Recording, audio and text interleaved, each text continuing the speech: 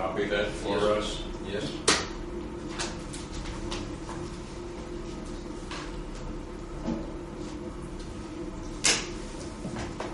There's a map of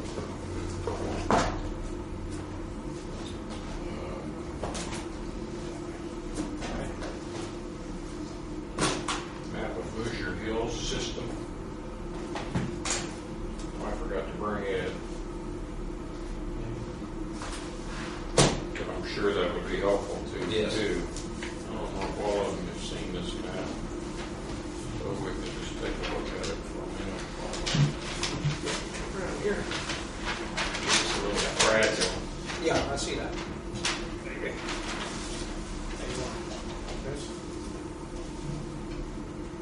But this is Napoleon up here in Decatur County. And there. And then I believe that's Austin down there. That's the pole there. Here. Oh, Tony's down here. Is Osgood Yeah, down there? Okay. Yeah. I guess it's not Osgood system, it's only This is Napoleon, so they get it Napoleon's, from yeah. Osgood. Napoleon system then. Okay. You got it.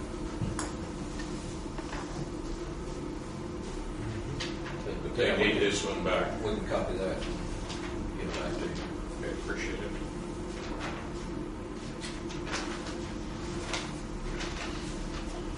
Now, does he have a copy, John Wetzel, does he have a copy of all the surveys that was turned back into the water district? Survey, what do you mean by surveys? The individual, Oh. these are it right here? Okay. Yes, Okay. the responses from Yeah. all of those are in this other Okay. book. Okay. That's what I was gonna make a CD for you. Okay. So John does not have that. Okay. It's in here. Okay. What about the two utilities that we didn't get a response from? How do you think's the best way? I mean, I'd be happy to go to the board meetings, but I'm not sure that's going to get the response that we want to get. I think they take their board meetings and private meetings. But since they get federal money, I don't know how they can do private meetings. But something that John and I discussed was that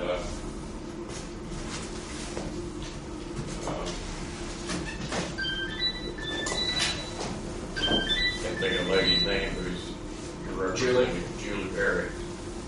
Julie Berry has worked with those companies in her role as a representative at SRPC.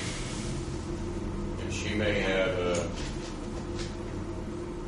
an opportunity to talk with them and get some information that will aid in this, where I'm certain if I showed up, the door would go closed, and if John showed up, the door would go closed, and we get nothing. Okay. But I think if there's anyone at all who could get information from them, Okay. that's my impression, and that's what we discussed. I don't disagree, and I talked to her about that before I came this evening. So, What was her impression of well, she said she'd give it a try. and ask for more? Right. So, And we've already talked about the potential for not being able to get anything from them. okay.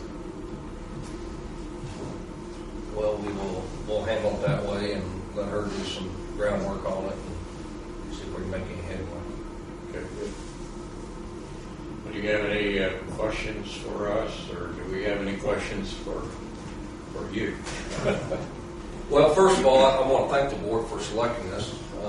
We appreciate the opportunity. You can come right here and sit with us. I'll look right here if it's all right. Timing-wise, and again, the contract was broken out into two parts. The first part was you've done a wonderful job getting all this together.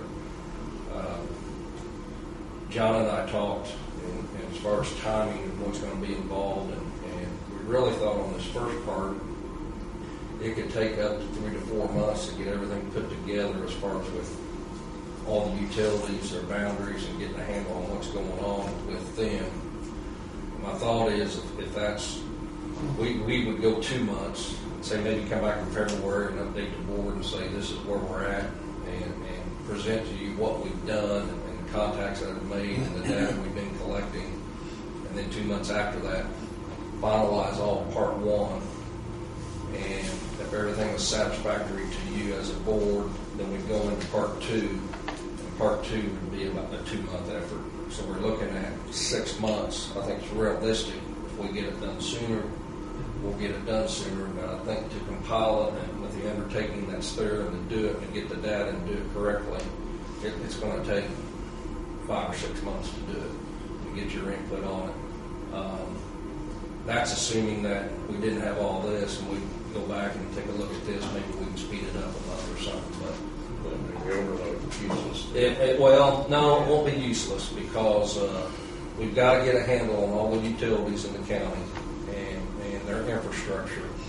And when we look at tying systems together and their system needs, utilities may butt up, and they may butt up within 2 or 3 miles of one another, but most of the time they're going to have 2 or 3 inch pipe where they're butting up at. Right. And to get that flow that they need in their system, we're going to have to go past that to get it into it. So we, as your engineers, got to get a handle on all the systems in the 3-county region to see how we can transfer water from one to the other, and then look at the original supply on top of that. So it's going to be a job putting all that data together.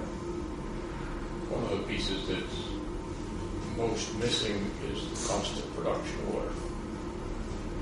And without knowing the constant production of water, you can't say that this company is providing water at a cheaper rate than this company, or if you hook on to them, that you're not going to have to make an increase in cost to your customers. I think that's the key to everything is the cost of water. Right. But either people don't know how to do it, or they just haven't done it.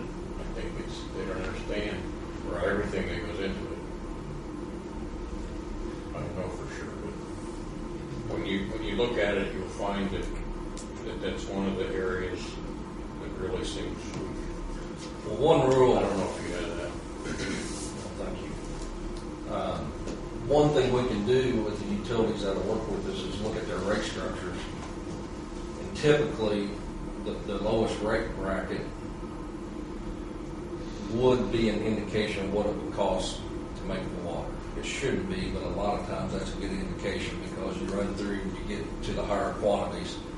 But sometimes that's not always true because I've seen some to where their low bracket, they could lose a month on it. And so, They didn't even know. yeah, they didn't know. So,